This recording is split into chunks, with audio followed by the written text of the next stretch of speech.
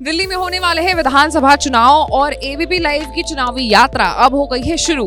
तो आज हम हैं दिल्ली के जनता के बीच और उनसे हम जानने की ये कोशिश करेंगे कि जैसे लोकसभा चुनाव में आम आदमी पार्टी कांग्रेस ने INDI गठबंधन में रह करके चुनाव लड़ा था और इस बार विधानसभा चुनाव में दोनों पार्टियां अलग अलग चुनाव लड़ रही है, तो इससे फायदा किसको होगा? आपको, कांग्रेस को, या फिर इन दोनों को छोड़ करके बीजेपी सारे फायदे लूट करके चली जाएगी? तो जानेंगे इस सवाल का जवाब दिल्ली की जनता से। दिल्ली में विधानसभा चुनाव होने वाले हैं और आम आदमी पार्टी, कांग्रेस और बीजेपी तीनों अलग अलग चुनाव लड़ने वाली है। क्या अगर आम आदमी पार्टी और कांग्रेस साथ में चुनाव लड़ती तो ज्यादा अच्छा परफॉर्म करती या फिर अभी ज्यादा अच्छा परफॉर्म करेगी?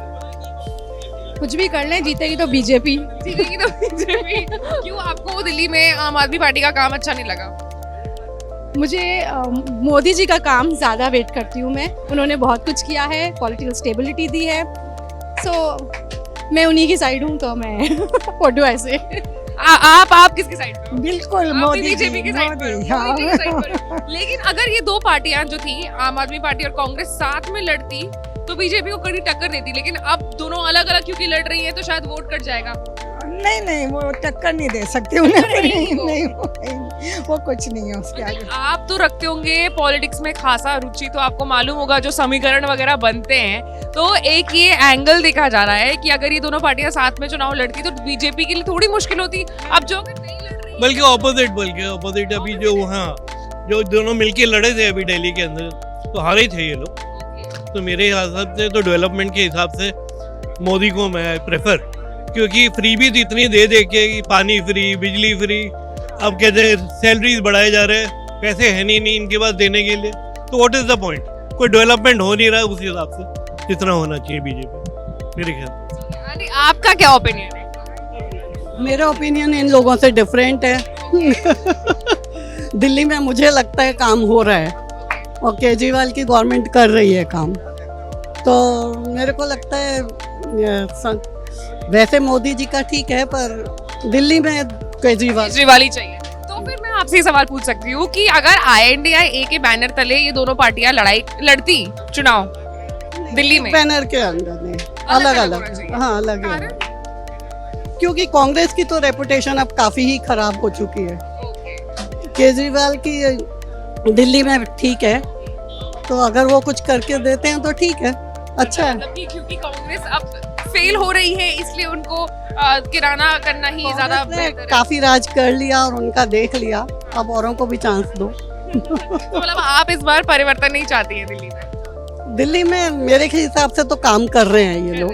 नहीं, अभी अरविंद केजरीवाल जो हैं इंजीनियर हैं और आई सपोर्ट अरविंद केजरीवाल, क्योंकि उन्होंने जो काम किए हैं दिल्ली में वो बहुत ज़बरदस्त काम किए हैं और अभी उन अनबीटेबल हैं एक्चुअली। अभी जैसे लाइक आप ऐसा समझो जैसे सेंट्रल में मोदी जी अनबीटेबल है ना अभी जो चल रहा है, इसी तरह यहाँ दिल्ली में जो है केजरीवाल जी जो है अनबीटेबल हैं, एंड तो दिस इज़ माय ओपिनियन। लेकिन गुणागणित की मैं बात करूँ, समीकरण की बात करूँ, तो दोनों पार्टी साथ लड़ती। क्या आपका क्वेश्चन मैं समझ गया, जो समीकरण की जो आप बात कर रहे हो कि लाइक ये लोग एक दूसरे के अगेंस्ट हो जाएंगे तो शायद फ़ायदा बीजेपी को मिलेगा, लेकिन चूंकि इनका ओहदा दिल्ली में बहुत बड़ा है केजरीवाल जी का, और तो यहाँ पे इनसे कांग्रेस यदि डिटैच भी हो रही है, हट भी रही है, तो भी केजरीवाल निकाल के ले जाएंगे,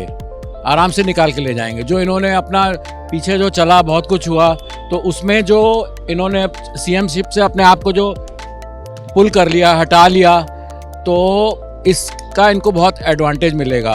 इनकी जो छवि कितनी भी डिस्ट्रॉय की, लेकिन वो इनकी छवि जो बनी हुई है ना, बेसिकली इनकी काम करने वालों की छवि है, तो इसको इतनी जल्दी डिस्ट्रॉय नहीं कर सकते।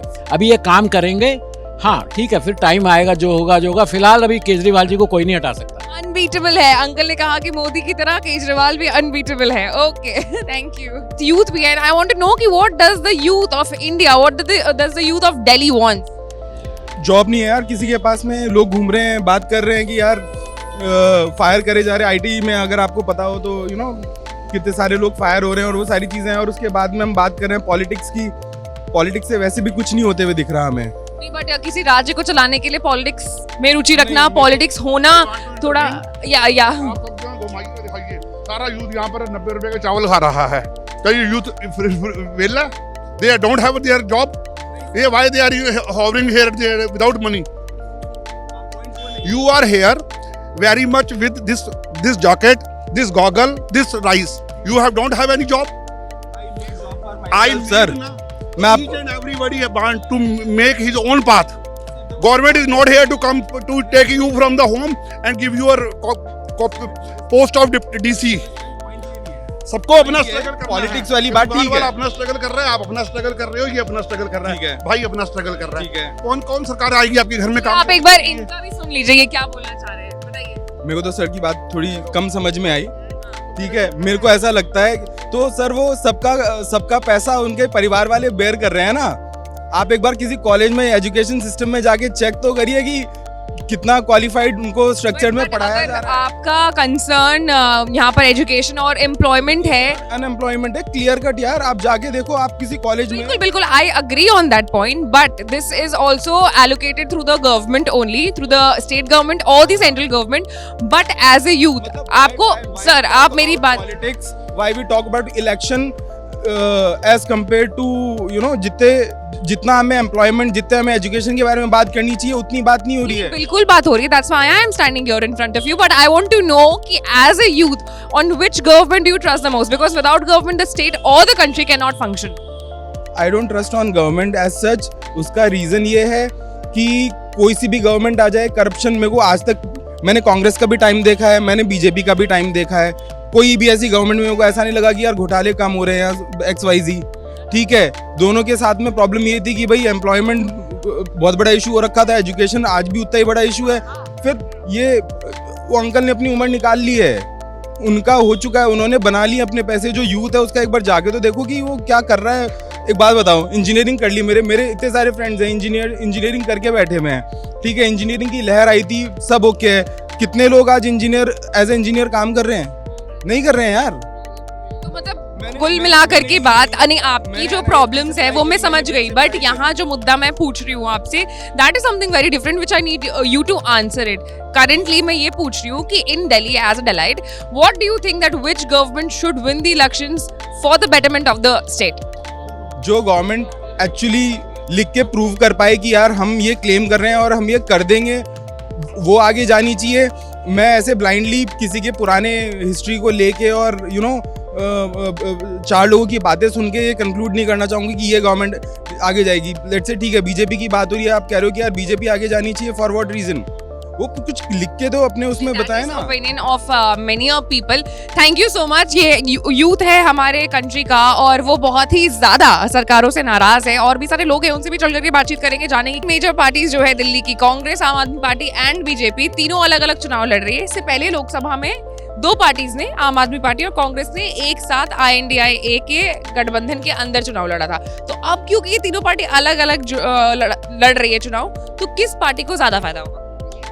आई थिंक आम आदमी पार्टी को ही होगा। आप मतलब आम आदमी पार्टी के सपोर्टर हो?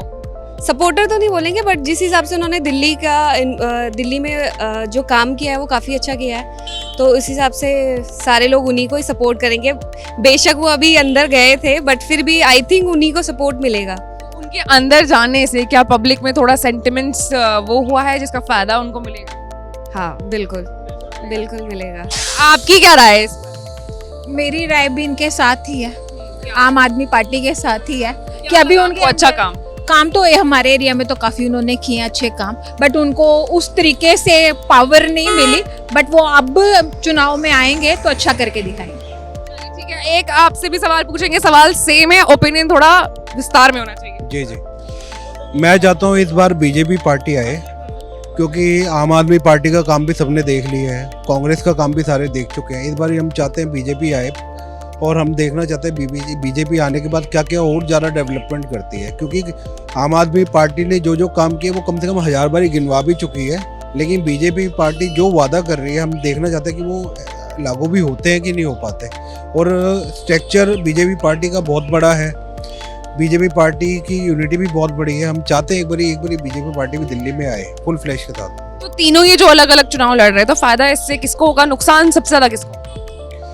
फ़ायदा देखो, बीजेपी पार्टी को तो ये आम आदमी पार्टी को तो मुझे लगता है नुकसान ही है, क्योंकि केजरीवाल जब जेल में गए हैं घोटाले के चक्कर में, तो फ़ायदा तो बीजेपी का ही होता नज़र आ रहा है। और कांग्रेस को तो अब कोई इतना ज़्यादा सपोर्ट मिल नहीं रहा है, तो मेरे को लग रहा है बीजेपी पार्टी को ही फ़ायदा है इस चीज़ में।